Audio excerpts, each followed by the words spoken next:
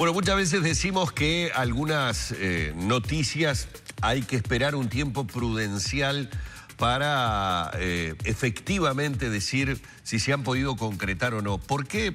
Porque el caso que vamos a tratar ahora es un ejemplo de voluntad política, de intención de solucionar, de reparar un daño que efectivamente se reconoce que se ha generado, y estoy hablando de los cincuentones, pero toda esa intención comienza a demorarse en el Parlamento.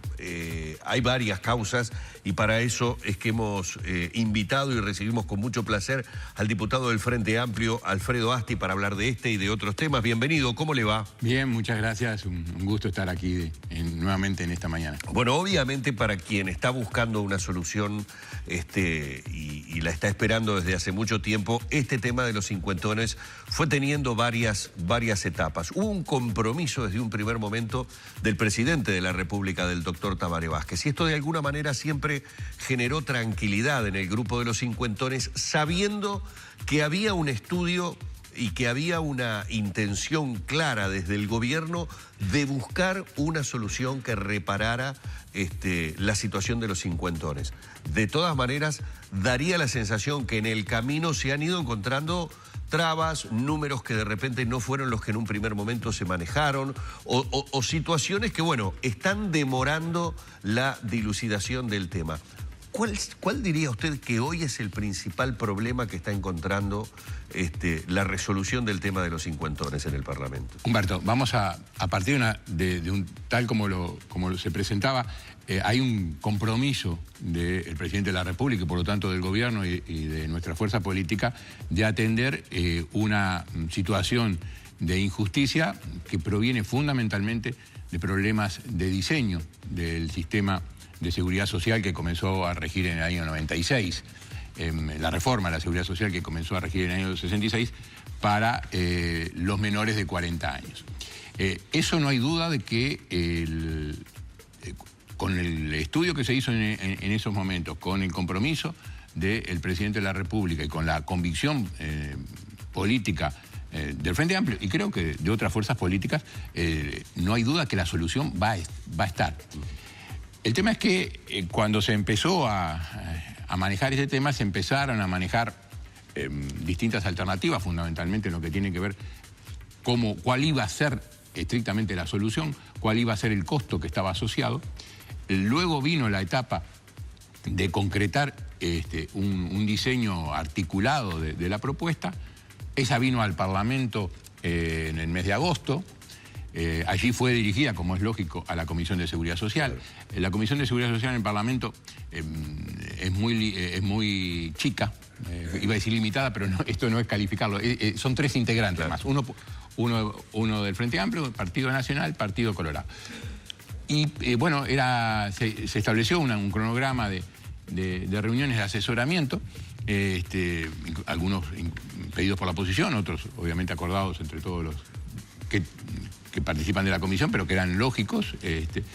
Se vio que se alargaba demasiado ese tiempo, se acortó ese tiempo poniendo más de un invitado por sesión, y en ese momento se empezó a ver, y la bancada del Frente Amplio así lo resolvió, que entendíamos necesario de que la comisión que estuviera este tema tuviera mayor representatividad, incluso mayor representatividad partidaria, porque al ser 3 había algunos partidos que no estaban incluidos en la misma, y el tema también daba como, desde el punto de vista presupuestal y de fiscal, a incorporar a la Comisión de Hacienda. La Comisión de Hacienda somos 11 miembros que se suman a los 3, sigue presidiendo las sesiones la presidenta, en este momento la presidenta de la Comisión de Seguridad Social, pero incorporamos la visión un poco más especializada en temas de impacto fiscal.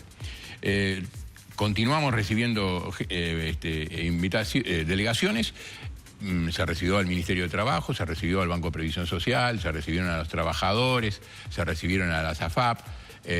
Quedaba pendiente la invitación al Ministerio de Economía y Finanzas y al Banco Central. La del Ministerio de Economía y Finanzas y el Banco Central se realizaron en esta semana. E incluso en ese proceso se volvió a invitar al Banco de Previsión Social para que afinara los cálculos que se habían realizado, porque había disparidad entre algunas de los asesoramientos que habíamos recibido. El Banco de Previsión Social trajo un informe detallado con el que ahí sí se puede trabajar y se puede analizarlo. Y realmente hay que reconocerlo, esta solución, que es la que estamos estudiando, tiene un costo fiscal muy importante. No tanto en el corto plazo, sino en el mediano y largo plazo. A su vez, ¿cuánto, Alfredo? Claro. Bueno, el cuánto es el problema en función de las estimaciones que se pueden hacer, de las opciones que se pueden tomar. Es un margen importante porque, por ejemplo, el Banco de Previsión Social estima que va a haber un mínimo de 28.000 personas y un máximo de 72.000. Es un abanico demasiado amplio. El Banco de Previsión Social lo hizo en función de los porcentajes que tuvo de desafiliación voluntaria en la ley 19.162, aquella que solamente tocaba a quienes se habían afiliado voluntariamente al sistema de ahorro previsional mixto. Sin estar obligados, se habían afiliado. Ya sea porque eran mayores de 40 años o porque habían optado por el artículo 8, que es una de las formas en que, sin estar obligados a aportar al régimen mixto, igual se puede aportar al régimen mixto, parte al ahorro previsional y parte al BPS. Esas desafiliaciones tuvieron un determinado resultado, también con el mismo tipo de asesoramiento del Banco de Previsión Social, que se le dijo que era más conveniente, y allí una cantidad de personas optaron. Bueno, el Banco de Previsión Social ahora ha proyectado ese resultado que tuvo la ley anterior a esta nueva ley, que tiene obviamente otras características, porque son personas que obligatoriamente pasaron.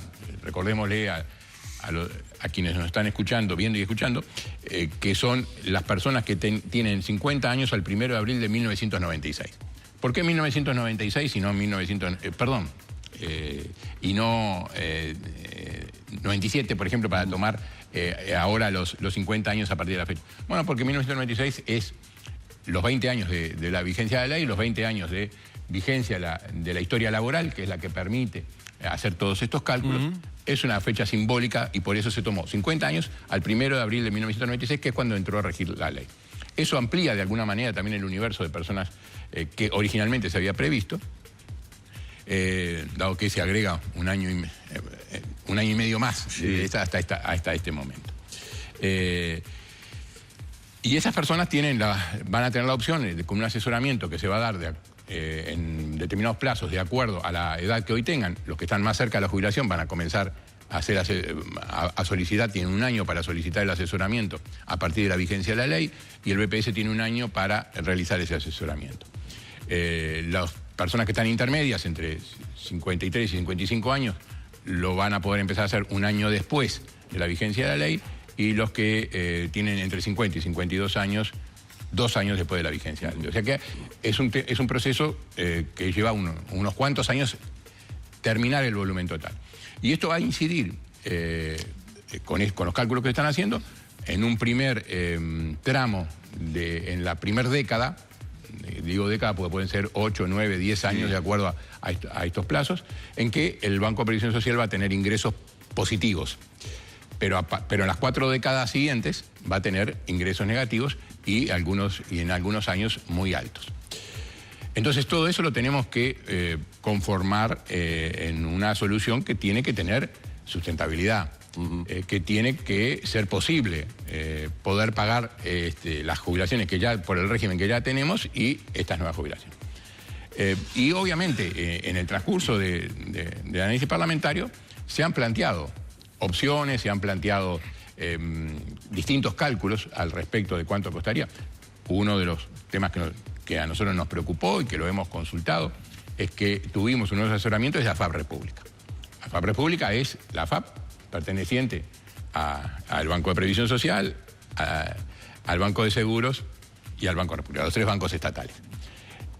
Ellos hicieron un estudio caso a caso. Ellos tienen 80.000 personas más o menos que estarían en condiciones por edad de acogerse a este sistema, pero hay 44.252, por eso digo el número exacto, porque ese fue para ver que se hizo caso a caso, en el que les convendría pasar de un régimen a otro. O sea, volver al régimen de solidaridad o régimen de transición que estableció la ley para los mayores, en aquel momento para los mayores de 40 años en el 96.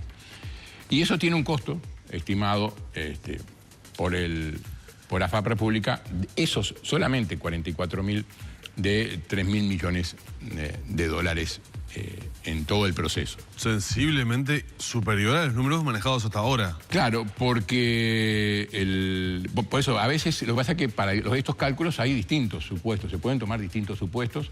Y bueno, acá en este caso se hizo, AFAP República lo hizo de una manera y el Banco de Previsión tomó otro supuesto. Sí, es mayor porque el AFAP República tiene un poco, en torno al 50%, digamos, de quienes están involucrados en este tema. Diputado, está bueno esto porque mucha gente se debe estar, le traslado la pregunta porque mucha gente debe estar diciendo, sí, pero esos 44.000 que les van a convenir, van a trasladar todos sus fondos al banco. También estaría bueno ver cuál es la relación de esos 3.000 millones, por un lado, cuánto ingresarían de acuerdo al cálculo realizado por AFAP República. No, este costo que estoy diciendo es el costo neto. Este costo es el costo de todas las jubilaciones que se van a pagar durante toda la vida de quienes se jubilen, menos el aporte inicial que se le va a hacer al Banco de Previsión Social, teniendo en cuenta los ahorros ya acumulados, y también se va a descontar los aportes que a partir del momento que hagan la opción van a empezar a hacer exclusivamente al Banco de Previsión Social y no a la FAP, como están haciendo hasta ahora. Cuando hablamos de estos costos, estamos hablando de costos netos. Por eso decía que al principio son positivos y después se vuelven negativos. La suma de positivos y negativos es está eso. Pero muy rápidamente se transforman en negativos, porque usted habló de en los 10 años. En los 10 años, nada. En la segunda década, cuando digo esto, pueden ser 8, pueden ser 9, pueden ser 10 años. Todo depende incluso de esos plazos que estamos diciendo y cómo la gente, cuanto más cerca esté de la jubilación, tome la decisión. Este es otro tema que está... Sí. Digo, que se ha la oposición critica en el sentido de decir, presentaron un proyecto de ley, fueron con una solución sin tener los números. No, los números, como digo, están. Hay que evaluar si a la luz de los distintos supuestos que es necesario establecer en temas actuariales. ¿sabes? Claro, uno preguntaría, ¿cuál de esos números? Claro, porque, por ejemplo, reitero, el Banco de Previsión Social tomó... quizás bien fundamentado en, bueno, la gente que está incluida en este universo se va a comportar igual que cómo se comportó la gente que estaba en el universo de la desafiliación voluntaria de la ley 19.162, que fue la ley anterior. AFAP República quizás lo hizo de otra forma, hizo caso a caso, agarró todo, como tiene todos sus datos, es una sola AFAP, pudo hacerlo. Las otras AFAP no han hecho cálculos estimativos, pero no lo han hecho, pero hay que sumar a los de AFAP República para tener el costo total. Igual Dolores Benavente ha advertido de que el costo era mayor del que se manejaba. Para el Banco de Previsión Social está manejando un costo máximo, que yo creo que es la hipótesis que deberíamos manejar, de 3.700 millones de dólares. Luego el Banco de Previsión Social hace lo que los economistas o los contadores manejamos muy habitualmente, que es el valor actual neto. Es decir, bueno, sí, este costo es durante 48 años. Claro, seguro, no es para un solo año, claramente. Vamos a traerlo, para poder compararlo, vamos a traer esos valores a el momento actual. Y para eso hay que aplicarle una tasa de descuento de interés, o sea, un interés negativo, digamos, para traer lo que voy a pagar en el año 40 exacto. o 60 a el 2018, que es cuando empezaría los primeros casos. Y allí tomó lo que se llama una tasa de interés, una tasa de descuento, bueno, que hay que ver si se adecua a la realidad del país, porque en definitiva los mayores costos que vamos a tener que asumir, obviamente van a tener que salir de rentas generales, y rentas generales hoy, y seguramente en el futuro, porque así ha sido la historia del país, va a tener que, no tiene dinero sobrantes de superávit fiscal como para financiar eso. O sea, que partimos de la base que va a haber que salir a buscar el costo de ese dinero. Asti, tenemos que ir redondeando, pero leí, creo que fue ayer o leíamos ayer, que todavía están faltando los números, es decir, la proyección o el estudio del Ministerio de Economía.